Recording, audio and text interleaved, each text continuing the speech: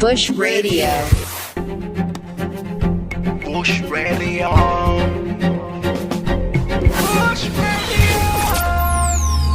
Bush Radio. Bush Radio.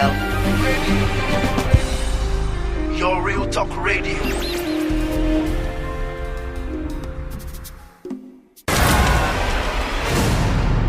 State Affairs with Edmund Obilo is live.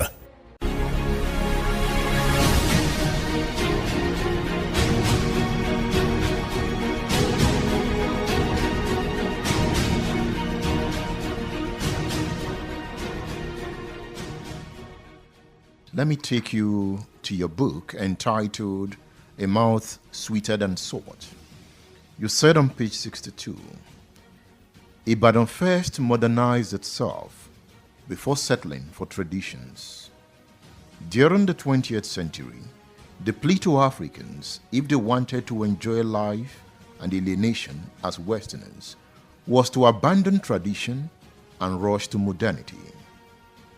You then said, Ibadan did not even want a king with a crown, like other Yoruba cities and kingdoms, with the powerful half-man, half-god idling away at the palace with his harem. The British encouraged Ibadan to replace a warrior with a gentle king. Correct. What were you trying to state here?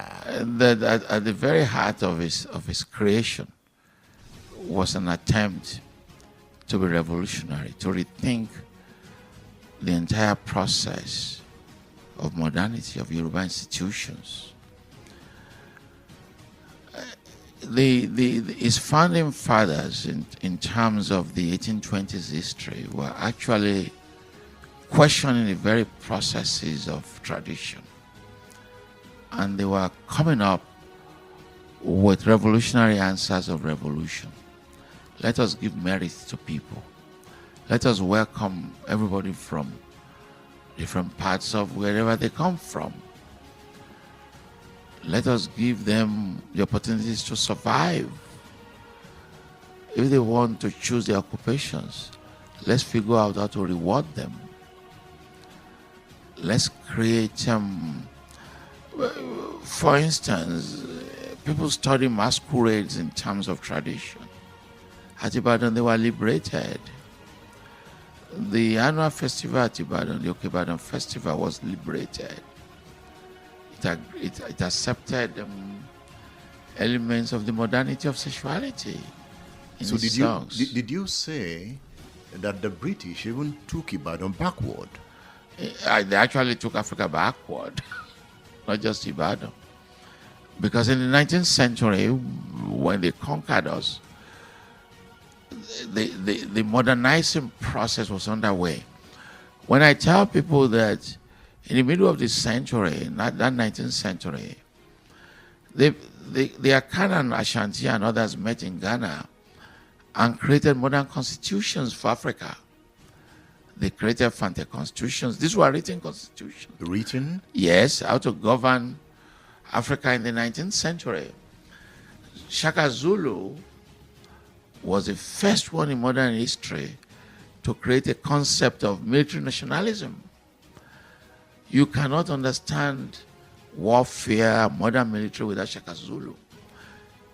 Indeed, part of what the evil Hitler did in terms of modern military nationalism, he owed it to Shaka Zulu. And then in the northern part of the country, 1804, Uthman Dan Fodio used Islam to create the largest state in Africa.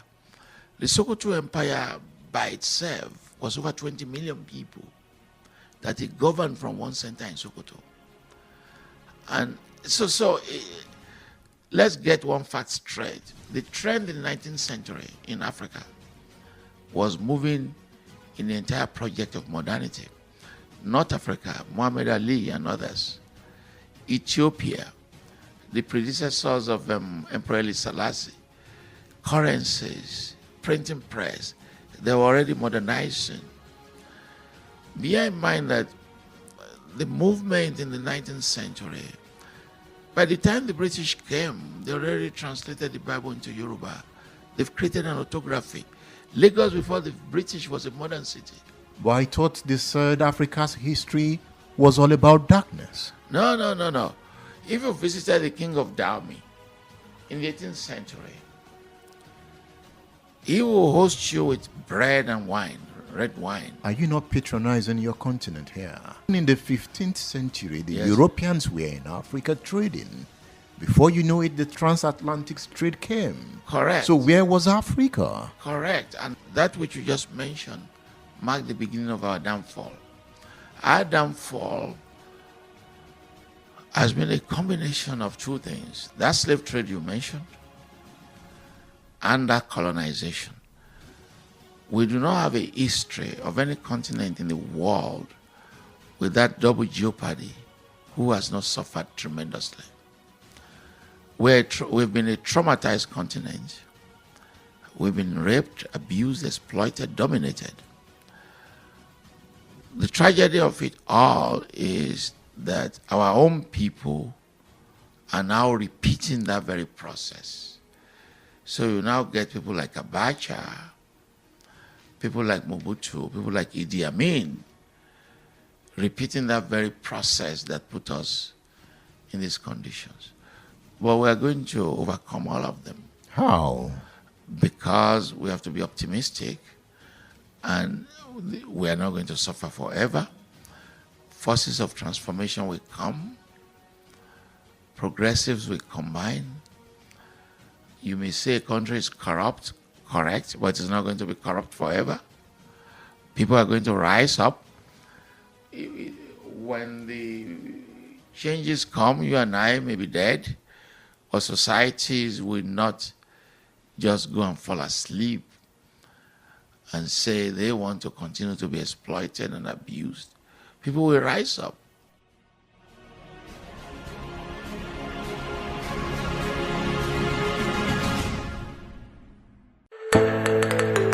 Reading is feeding the mind. When he feeds his mind, his body is happy and he is rich. Feed the mind. Go to www.udarabooks.com. Udara Books, feeding the mind.